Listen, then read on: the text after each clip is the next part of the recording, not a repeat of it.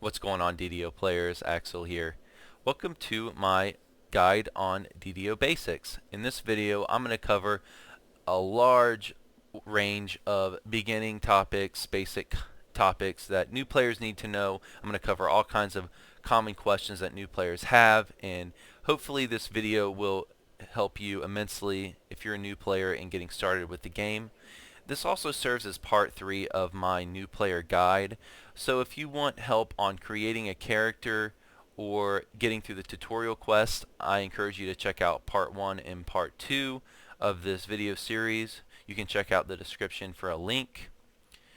But if you've gone through those sections and you've created a character and you've gone through the tutorial quest, you will make it to this point where my character is standing right now. And it's from here that I'll move on to other topics, and we're going to talk about everything that you need to know to get started in this game. The first concept we'll cover is how to use your map. So to open up your map, you press the M key on your keyboard, and this will pop up. You can click this down arrow here to give yourself a key, which will tell you what all of these little symbols on the map means. But basically, this will help you get around in the world, and it will help you find quests, find taverns, find any public area you need to find. You can also use this in quests to find your way through them. We're going to use this map to make our way to this mug-shaped icon here, which is the tavern, and I'll explain to you how those work. And here we are inside a tavern in Korthos Village. Taverns have a few basic functions, the first of which is the bartender. The bartender right here will sell you food or drink, which will replenish your character's hit points or spell points. The next function is the spirit binder. The spirit binder, which exists in every tavern, will bind your spirit to their particular location. What that means is, should your character die, they will be resurrected at the particular tavern where you bound your spirit.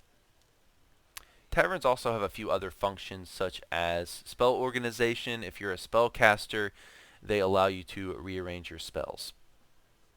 Next, we'll talk about banks. Banks can be found by looking for the money bag icon on your map. And bankers basically allow you to store your items.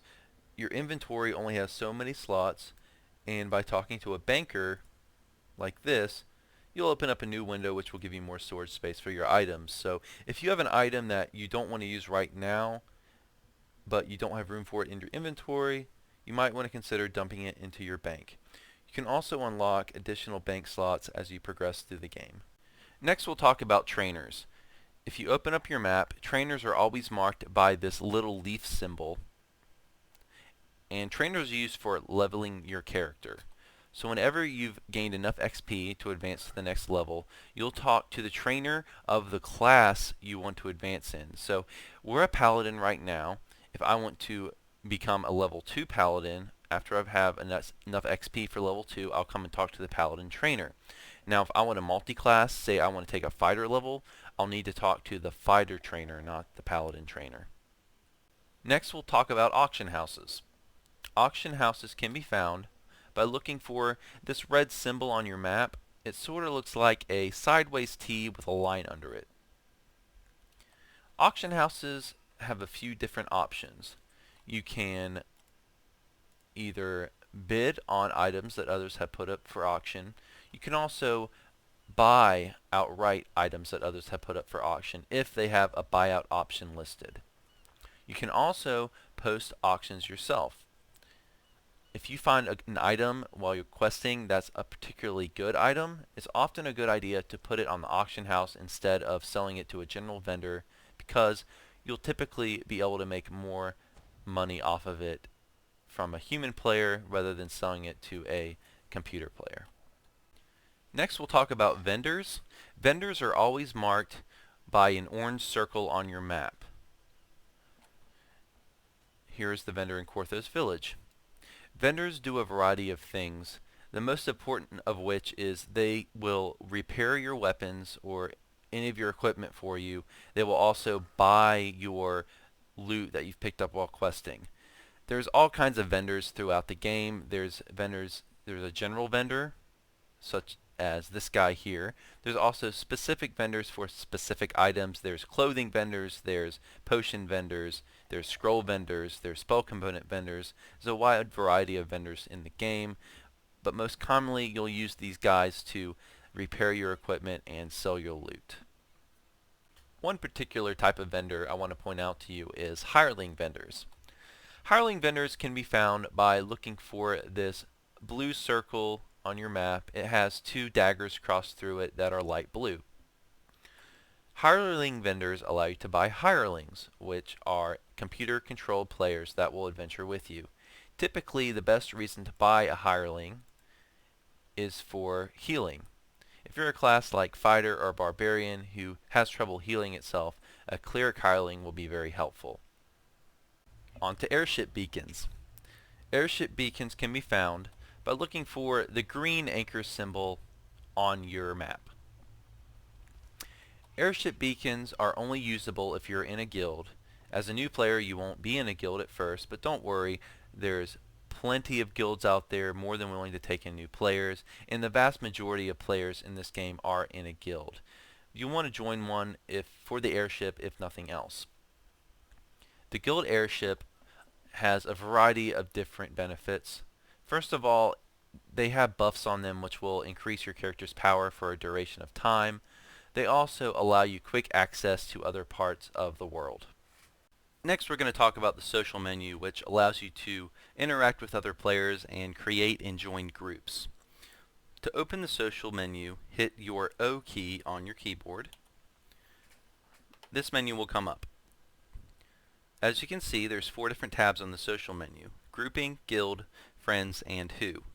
The Grouping menu is the tab that allows you to create and join groups. Each box here is a group in-game that's looking for additional party members. In this first box we see the name of the group leader, the quest they want to run, and the level range. If you want to join one of these groups, all you need to do is double click on the box, or you can highlight it and hit the join button. The leader will then have an option to either accept or decline. You can also create your own groups by clicking the Create Edit LFM button. This allows you to enter your level range, you can select your quest, you can select what difficulty you want to run, and you can also add any other comments you want to make. Just click the Update Party button and it will pop up here with the other LFMs. LFM, by the way, means looking for members. The guild tab right now is blank, but that's because we're not in a guild. When you join a guild, this tab will be filled with guild information. It will tell you which guild members are online, what level they're at, things of that nature. Your Friends tab is a list of your friends that you meet in game. You can add any player to your friends list by entering their name here. Once you have friends entered, you'll have a list here of your friends, and it'll tell you which are online. Allows you to more easily notice which friends are online so you can group with them. You'll also get a notification on your chat window whenever a friend logs in. The Who menu allows you to search for specific players on the server. Say you want to look for a wizard, for example. Say you want their abilities in your next quest. All you would need to do is uncheck all the boxes except wizard, select your level range, and hit search. And all of the wizards online right now will show up. You can also search by name by clicking in this box. The next menu we'll talk about is the Adventure Compendium. To open the compendium, hit the P key on your keyboard. As you can see, the compendium has 4 tabs: Adventures, Challenges, Wilderness, and Patrons. The Adventures tab allows you to keep track of your questing. It gives you a list of all the quests in the game, their level range, their associated patron, your progress, and so on. This is very helpful for finding a quest in your level range, or just figuring out which quests you haven't run yet. The Challenges tab gives us information on challenges, which are special quests that you run into sporadically throughout the game. There aren't very many challenges in the game. There's many more adventures than challenges, but if you want to run challenges, this tab will help you keep track of them. Similar to the Adventures tab, it tells you which challenges exist in the game, the level range, your progress, which for challenges is listed by stars, or is kept track of by stars, and also the associated patron. Wilderness tab lets you keep track of your Explorer adventures. Throughout the game, there are many Explorer areas, which are large open areas, and you can earn experience points in these Explorer areas by killing monsters, by finding certain Explorer points, and so on. This tells you how close you are to certain tiers. As you kill a certain number of monsters or find a certain number of Explorer points, you get bonus experience points. The last tab is your patrons, and this allows you to keep track of favor. Each quest in the game has an associated patron. As you complete enough quests related to that patron, you earn favor, and once you earned enough favor, you can earn a reward. Next, we're going to talk about your different chat boxes. On the bottom left-hand corner, we have 4 different chat boxes set by default. General, which lets you chat with anyone in your particular area. Guild, which lets you chat with your guild members. Party, which lets you chat with anyone that you're in a party with. And combat, it shows your combat log. You can modify these or create your own specific chat boxes. All you got to do is right click and you have several options which allow you to create, destroy, undock windows, etc. In addition to communicating through text, you can communicate with other players through voice by using the voice chat feature. You can use the voice chat feature while you're in a group only. You can't use the voice chat feature to talk to players in public areas unless you are in a group with them. To use the voice chat feature, you of course need to have a microphone either plugged into your computer or built into your computer. Once you do, to use voice chat, just hold the F key on your keyboard. While you're holding the F key, players will be able to hear your voice. When you let the F key off, they will no longer be able to hear your voice. You can also modify your voice chat options by hitting the escape key, going to the options menu, clicking on the audio button, and scrolling down about midway. You have all kinds of options for input volume, output volume. You can even test your mic by clicking on this button right here. I highly encourage you to use voice chat instead of text chat in game. It makes communication a lot easier. Often when you're questing, it's not feasible to stop what you're doing and type. We're now going to talk about enhancements. Enhancements are special abilities that your character gains as they gain experience. When you see this cross icon in the upper left-hand corner of your screen, you'll know that you have action points to spend. Action points are points you spend on enhancements. To buy enhancements, all you do is you click the bottom left-hand corner here to open up your enhancements menu. Click the enhancements button here. This gives you a list of all the enhancement trees. You can spend points by left-clicking on the enhancement. You can right-click to unspend the points. You can read all of the different abilities yourself by hovering your mouse over them. Some have level requirements, some don't. There's all kinds of enhancements you can buy with these trees. You can customize your character to the way you want it to. You have all kinds of different choices for customizing your character, and this is the biggest strength of DDO. There are just tons and tons and tons of options in these trees. You can build your character the way you want to. To spend a point, you just click on the enhancement and you hit accept. If you ever want to reset your enhancements, all you do is click on the reset button. It will cost you a little bit of platinum. We're going to move on now to some basic organizational tips. The first of which is hotbars. Your hotbar is by default in the bottom right hand corner of your screen. It's this bar that you see right here. You can drag this to anywhere you want on the screen, and what they basically do is give you easy access to your items, your spells, and your abilities. You can have as many of these as you want or as few of them as you want. To create more hotbars, all you do is you hit this arrow key right here and more hotbars will pop up. You can then drag them to whichever area of the screen you'd like. You can even invert them by hitting this invert key right here, and it will twist the hotbar. So if you want to fit some on the side of the screen, you can. To assign an item or a weapon or an ability, whatever, to your hotbar, all you need to do is open up the appropriate menu. We'll start by pulling a weapon to the hotbar. So we'll just simply click and drag it to the hotbar. So now if we want to use this weapon, all we have to do is click on it and our character will instantly equip it. You'll want to put all kinds of things on your hotbars, items, spells, anything you want to access easily. You can also macro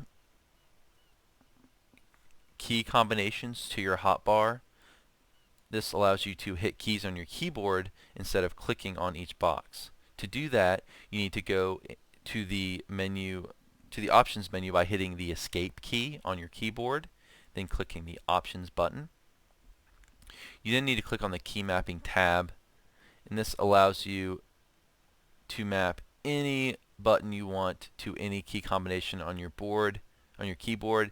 This lets you organize your character and your keyboard in any way you'd like. Next, we're going to move on to the character sheet. The character sheet gives all kinds of detailed information on your character. To access the character sheet, hit the C key on your keyboard. As you can see, the character sheet has 6 tabs. The first tab, the Stats tab, gives all kinds of number information on your character. On the left, we have your 6 basic stats. I talked about these in part 1 of this video series. If you want to check out that video, see the description below. On the right, we have a variety of other stats, and I'll go through just a few of them that I think might be important for new players. Key is only relevant if you're a monk. If you're not a monk, don't worry about this. Armor class determines the chance that you will be hit by enemy physical attacks. The higher your armor class, the less of a chance these physical attacks will hit you. Saves prevent you from enemy special attacks. We have Fortitude, Reflex, and Will saves. Fortitude saves typically prevent or protect you against physical attacks from enemies, physical effects such as stunning. We have Reflex saves, which typically protect you from spell damage.